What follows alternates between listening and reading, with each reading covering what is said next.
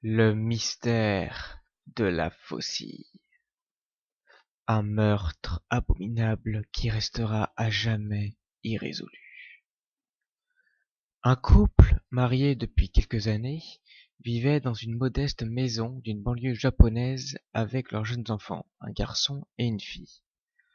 Comme dans beaucoup de situations, l'entente entre les deux enfants n'était pas bonne et le jeune garçon avait depuis toujours développé un sentiment de haine envers sa sœur cadette. Un jour, il entreprit de lui jouer un mauvais tour. Le garçon décida de placer une caméra dans les toilettes de la maison familiale dans le but d'y filmer sa sœur pour ensuite mettre la vidéo en ligne sur Internet. Son but était d'humilier sa cadette devant tous ses amis et l'ensemble de l'école. Le vilain garnement cacha donc le caméscope sous une pile de serviettes dans la salle de bain. Quelques minutes plus tard, la fille se rendit aux toilettes en prenant soin de verrouiller la porte derrière elle. La jeune fille ne ressortira jamais de cette pièce. La mère de famille commençait à se demander ce qui pouvait occuper sa fille pendant si longtemps dans les toilettes. Elle tambourina à la porte des cabinets, criant le nom de sa fille, mais n'obtint aucune réponse. De plus en plus inquiète, elle appela son mari. Ce dernier entreprit de défoncer la porte. Le spectacle qui s'offrit à leurs yeux les terrifia pour le restant de leur vie. Le corps de la jeune fille gisait sur le sol carrelé dans une véritable mare de sang. Elle avait été poignardée à mort. Sa tête avait été tellement lacérée que la fillette en était méconnaissable. Plus encore, sa langue avait été tranchée net. Une faucille maculée de sang reposait à côté du corps inanimé de la fillette. La police fut immédiatement appelée. En inspectant la salle de bain, un inextricable mystère s'imposa aux policiers. La porte avait été verrouillée de l'intérieur, le loquet de la fenêtre était bien fermé, et la pièce était si petite que personne n'aurait pu s'y cacher pour attendre discrètement l'arrivée de la fillette. Alors, comment avait été-elle assassinée? Les policiers remarquèrent que la seule autre issue de la salle de bain était un petit orifice de 20 centimètres sur 20 à peine. Personne au monde n'aurait pu se faufiler dans un espace si étroit. Les policiers étaient perplexes. À ce point de l'enquête, les policiers pensaient que l'affaire ne serait jamais résolue. Vint alors le temps des interrogatoires. Les policiers questionnèrent tour à tour le père, puis la mère, sans résultat. Quand arriva le tour du jeune garçon, ce dernier était introuvable. Les officiers partirent à sa recherche et le retrouvèrent recroquevillé au fond d'une penderie. Son regard était perdu dans le vague et le garçon était pris de violents tremblements incontrôlés. Le jeune garçon était dans l'incapacité de répondre à leurs questions. Les policiers décidèrent de jeter un œil à l'enregistrement de la caméra.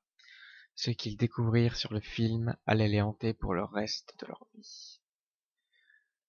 Un policier relia le vidéoscope à la grande télévision du salon et appuya sur lecture.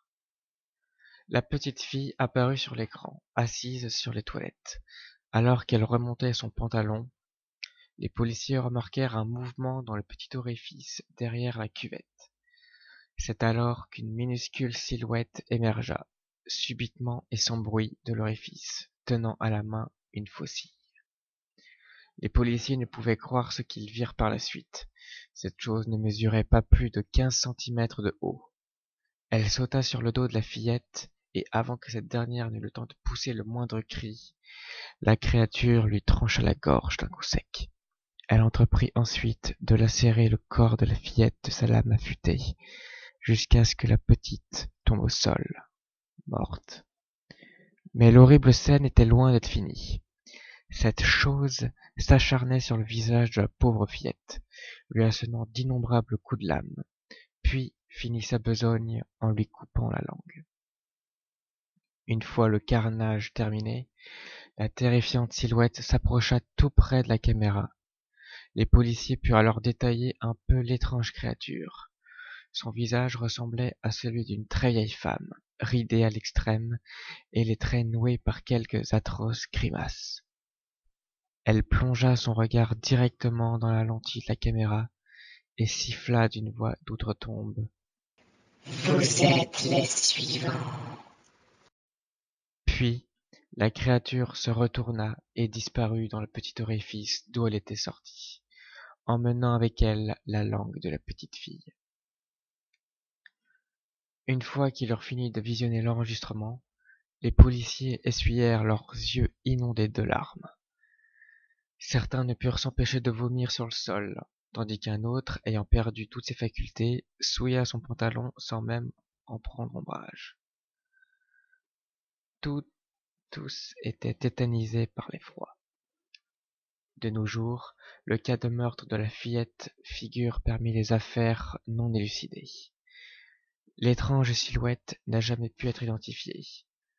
L'enregistrement vidéo, même s'il existe bel et bien, reste précieusement caché au grand public, et la police se refuse à tout commentaire sur cette affaire.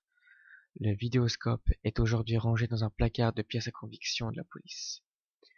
Appelé le mystère de la faucille, l'affaire n'a jamais été relayée par la police dans les médias locaux ou nationaux. Voilà. Alors j'espère que cette petite histoire vous a plu et je tiens à redire, si ce n'est déjà fait, que c'est une creepypasta. Ce qui veut dire que c'est une histoire qui est censée faire peur mais qui est basée sur aucun fondement. Et le seul but de celle-ci est de divertir. Voilà. Donc j'espère que cette vidéo vous aura plu et on se retrouve bientôt pour une prochaine vidéo. Je vous dis ciao.